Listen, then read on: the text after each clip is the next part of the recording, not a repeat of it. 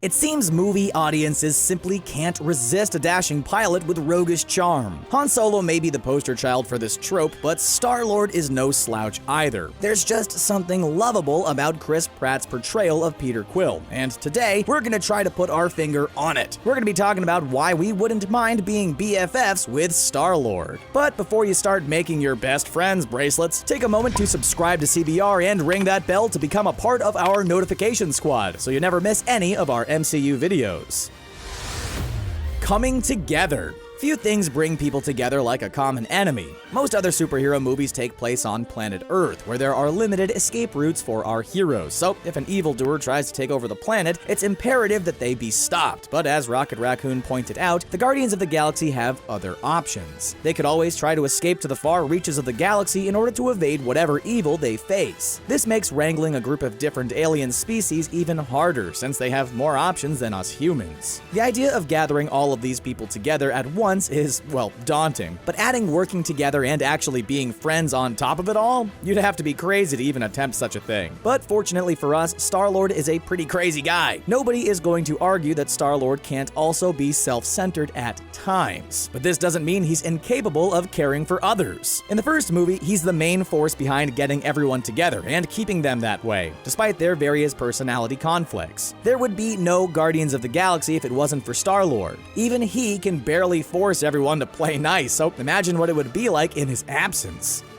Hard times. Perhaps none of the Guardians is as ill-suited for companionship than Rocket Raccoon. Sure, audiences love him, but imagine sharing a spaceship with him 24/7. In the first movie, we saw him send Star-Lord on a wild goose chase to get a prosthetic leg that was completely unnecessary during a very important mission. Guardians of the Galaxy Volume 2 barely gets started before Rocket begins grating on his fellow Guardians. He decides to hold on to some of the extremely valuable batteries, which the team is supposed to be trading to the Sovereign race, without letting anyone in on his plan. Needless to say, this doesn't go over well with the Sovereign leader, Aisha, who attacks their ship with a fleet of drones. Sure, Rocket is useful with his humorous quips and handy gadgets, but most people would believe the bad outweighs the good here. However, Star-Lord remains committed to his friend, even though he's furious with him at times. It's easy to be a friend when times are good, but Star-Lord is capable of loving his friends even when he doesn't like them very much. After all, what's a little prosthetic leg thieving between great friends like Rocket and Star-Lord? Honesty. Let's be honest. Star-Lord doesn't exactly have a stellar track record with women. He's definitely a love them and leave them type, unless of course he forgets them on his ship after a hookup. Considering that he grew up among Yondu and his crew, it's no surprise he isn't known for his emotional availability when it comes to women. But then we have Gamora, who he encounters during the first Guardians of the Galaxy movie. Star-Lord apparently has no issues finding casual flings, but he finds himself falling for Gamora due to much more than her looks. We saw him willing to sacrifice himself to save her when she was floating through space, and he even tried to teach her to dance while regaling her with tales of the great hero Kevin Bacon. He saved her life, took on her cause, and she still didn't throw herself at him during the end of the movie, which is shocking, we know. Unspoken. During Guardians of the Galaxy, we learned that a young Peter Quill was once abducted by Yondu and his crew, who were curious to know what humans tasted like. While Star-Lord refused to give credit to Yondu for not letting his crew eat him, it was clear that these two had a certain level of fondness for one another. When he found out he had been tricked by Star-Lord at the end of the movie, all Yondu did was chuckle about it. Guardians of the Galaxy 2 gave us some more insight about the relationship between these two. We learned that Yondu had abducted him under the orders of his father Ego, but just couldn't turn the young boy over to him. Although Star-Lord was eager to find his biological father, Ego was far different than he imagined. He ended up realizing that while Ego was his father by blood, Yondu had always been his true dad. This was a massive realization, and not only did Star-Lord realize it, but he verbalized it to Yondu. Humanity. It's easy to focus on how much the villains of the Marvel Cinematic Universe lust for power because they're usually pretty proficient at obtaining it. As he soon comes to realize, Star-Lord is more than just an average human being. In Guardians of the Galaxy, Gamora points out that Star-Lord was able to hold on to the Power Stone for an extended period of time, thanks to his lineage. We've seen the power of the Infinity Stones and what they can accomplish, and many have gone to great lengths to possess even a single one. But despite being well equipped to deal with such a power, Star-Lord hasn't followed down the dark paths of villains such as Ronan and Thanos. Instead, he's managed to maintain an impressive amount of humanity, despite despite only being half human. At first, he's in awe of the power of his father, Ego, but later he learns about his darker side. He's horrified and enraged to learn Ego was responsible for his mother's brain tumor and refuses to join him in his plan for domination. Not becoming a villain may seem like a pretty low bar, but we see so many characters go down this path when given just a taste of power. Star-Lord may not be the best at avoiding temptation in general, but he could definitely be a lot worse. Dedication. As much as we love Star-Lord, it was really easy to be angry at him during Avengers Infinity War. As long as he's known her, Gamora has been extremely single-minded in her pursuit of her father, Thanos. During Avengers Infinity War, Gamora let Star-Lord know in no uncertain terms that Thanos couldn't be allowed to obtain the stones, and begged Star-Lord to kill her rather than let that happen. But as we all know, when it came down to the wire, Star-Lord failed her, and then he failed her again by blowing a carefully orchestrated plan in a fit of rage when he learned about her fate. As we mentioned, Star-Lord can be a caring person and has no small amount of humanity. Asking him to murder somebody he loves and then stay calm when facing her killer is a big ask. Plus, during the movie, we saw Doctor Strange hand over the Time Stone to save Tony Stark and many other acts of sacrifice. It underlines the differences between the heroes and villains, and it's obvious which side Star-Lord is on.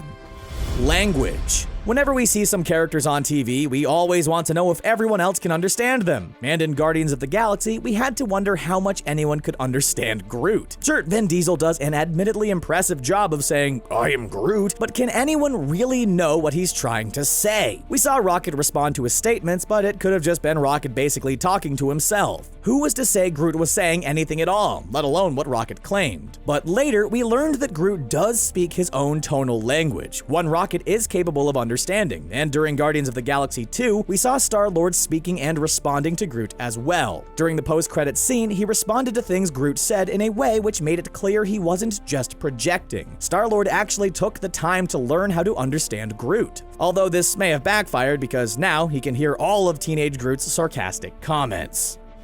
Persuasive. It's safe to say that most people he encounters in the Marvel Cinematic Universe don't consider Star-Lord as charming as we do. He makes more than his fair share of enemies, but he's also remarkably good at making useful allies. Although we see him at the mercy of Nova Corps during Guardians of the Galaxy, he later asks them for help saving the day. Star-Lord isn't too proud to ask for help when he knows he needs it, and because of his earnestness, Nova Corps came through for him. Most of us wouldn't want to work with a group of people who once wanted to devour us when we were children, but thankfully for the galaxy, Star-Lord isn't that sentimental. In Guardians of the Galaxy 2, we saw him eagerly accept the help of Mantis, despite the fact that she was his father's devoted assistant up until she suddenly wasn't. Being able to identify and persuade potential allies is a skill which should definitely not be underestimated.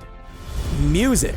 There are so many things to love about the critically acclaimed movie, Guardians of the Galaxy. We have amazing characters, great special effects, and tons of action, but an essential part of what makes the movie so incredible is the music. The soundtrack sold over 1.75 million copies, and there was only one single movie which had a more successful soundtrack in 2014. Want to guess which film? The Guardians of the Galaxy were only defeated by the soundtrack to the movie Frozen. The soundtrack is important to Star-Lord because it represents his last remaining link to his mother and his home planet. That's why he goes to such great lengths in order to retrieve it during Guardians of the Galaxy.